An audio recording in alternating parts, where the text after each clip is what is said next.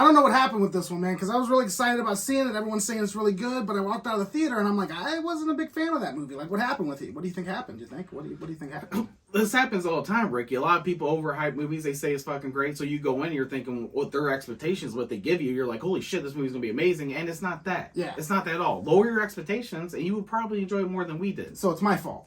It's both. No, it's not. No, it's just a thing of movies, man. Like, people see it early and they're like, this is one of the greatest horror movies ever made. A new iconic fucking villain. And it's like, so you go in, you're thinking you're going to see that, and we don't have that same reaction. That's fair, you know. Hey, Black Phone just got released today. Me and Justin just got back from the theater. Basically, it's a movie about a guy that kidnaps kids and murders kids. Yeah, The Grabber. The Grabber. Which is a cool name. Well, see, I was about to say I don't think it's That's that cool a creepy of a name. No, The Grabber, because it could be kids who get fucking grabbed and taken from fucking... Hey, you know. Okay, first off, good point. Secondly, the grabber could do anything. Like, wow, grabber. I'm a grabber now. Now I'm a grabber. You know, so it's like kid grabber might work. That's not what we're talking about. Yeah, he's a kid grabber. Yeah. Well, that's not what we're talking about here. And then the kids that he killed comes back and they help the new kid escape. They don't explain that at all.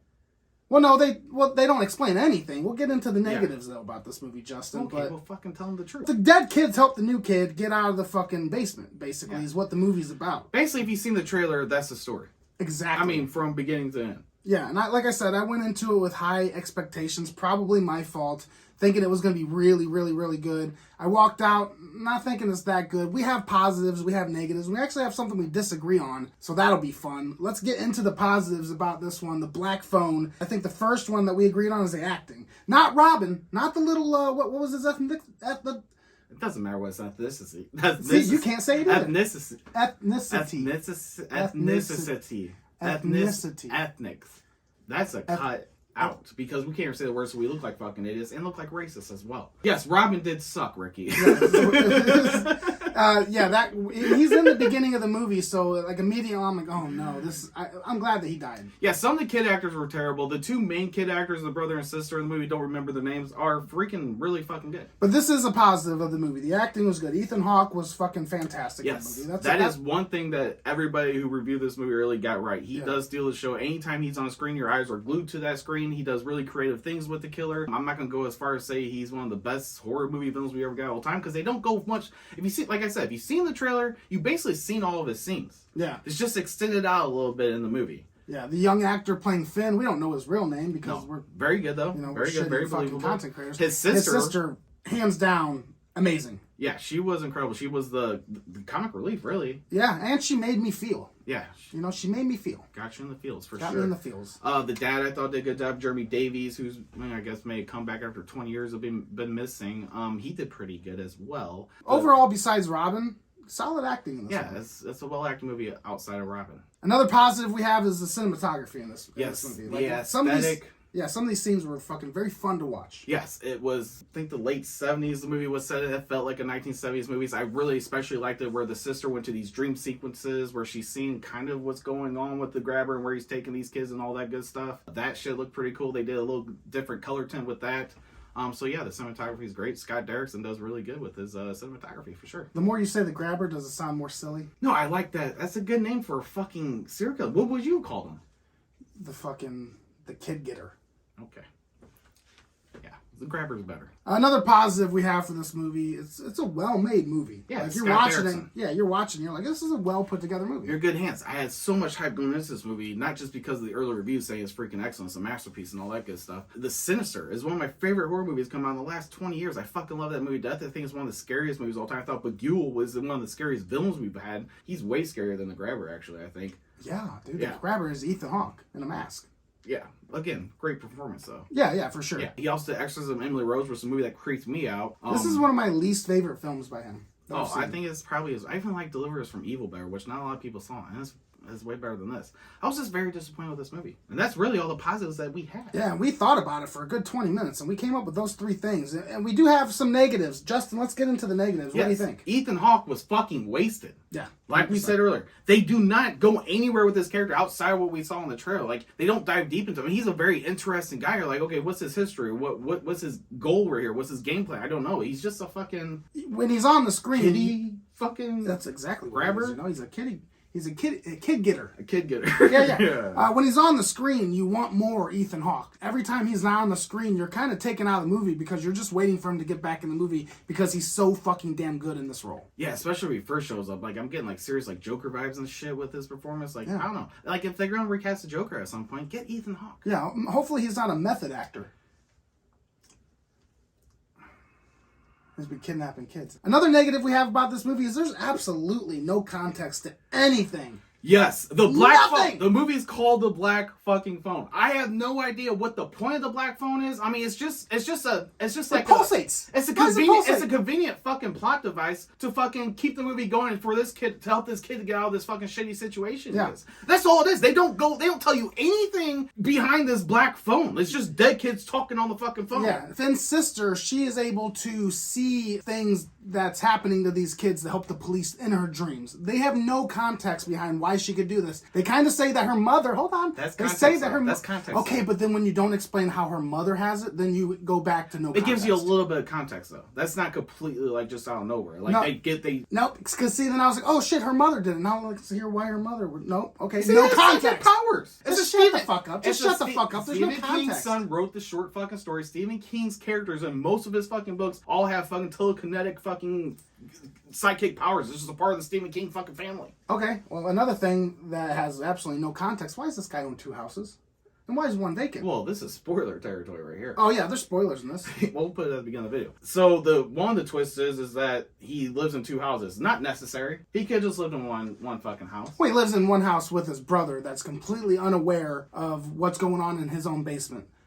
But they also own a house on across the street that no one lives in. So if I'm kidnapping kids, I'm putting my brother in the house across the street. Where he buries the bodies. Where he buries Where he bodies. buries the bodies. So one Is house... he scared of dead So kids? the fucking house he lives in all by his fucking self is the fucking house that he buries the fucking dead kids in. The other house where his brother lives with him in is the one where he keeps the kids alive and fucking... we don't know what he does with them. He does something with them. Well, I know, but they don't. I'm just saying, why would the fuck would you keep the live kids in the fucking house where you have somebody fucking there, and the fucking other house you fucking have the dead ones that aren't gonna say anything? Exactly. They're not going to make any noise. And how the fuck do they talk on this black phone? What is the point of it? Is there another black phone in the other house? I know, but I gotta look this shit up because there's gotta be something out there that there is a whole like thing behind this fucking black phone. Maybe it's in the short story and they just did not dive deep at all into this fucking movie. It was like, oh, cool, black phone, fucking kids. They'll get it. They'll get it. Hey, another negative we have is the pacing. Pacing. It's and look, I like slow burn movies. Ones that pay off though. And this movie is fucking slow. Ethan Hawke shows up, gets a little bit exciting, but then he's not there. Slow. Shows up, fucking exciting. Whatever. It's it's like not predictable ending, but it's like it's an ending you've seen thousands of fucking times. I was hoping to see some kind of cool fucking twist that we didn't see fucking coming, but no, the kid just fucking kills Ethan Hawke. End of story. Another negative, we have quite a few negatives in this movie, but this is one of the bigger ones for me. Not the biggest one. The biggest one we'll get to next, but another big negative in this movie is just cheap ass fucking jump scares. They're trying to make it horror where it doesn't necessarily need to be horror. This movie could have been not horror and been just as good, but they're trying to play it off as horror by throwing horror aspects in there that really don't land. I kind of like the horror aspects actually better I don't. than the thriller parts of the movie. But it's just cheap jump scares. But that is the loud music fucking scare. Loud music fucking scare. That is the horror aspect of it, is the jump scares. That's the only horror aspect. Make it fucking horror. Fucking thrillers have jump scares all the time too. Oh, bitch. this isn't pushed as a horror movie? Am I missing something? Oh, fucking, it might be advertised as a horror. It's advertised as a horror thriller. It's a horror horror thriller. Yeah, but it's like a thriller that's pretending to be horror by putting cheap jump scares. No, I think it's a thriller with horror aspects. It's pretty simple. Yeah, but they're all just cheap jump scares. Yes, bitch, I know What you are you 5, getting? 10 Whatever, fucking times hey, it's cheap hey, jump scares. You know what the fucking cheap jump scare is? You need me to explain to you a cheap jump scare. Ah!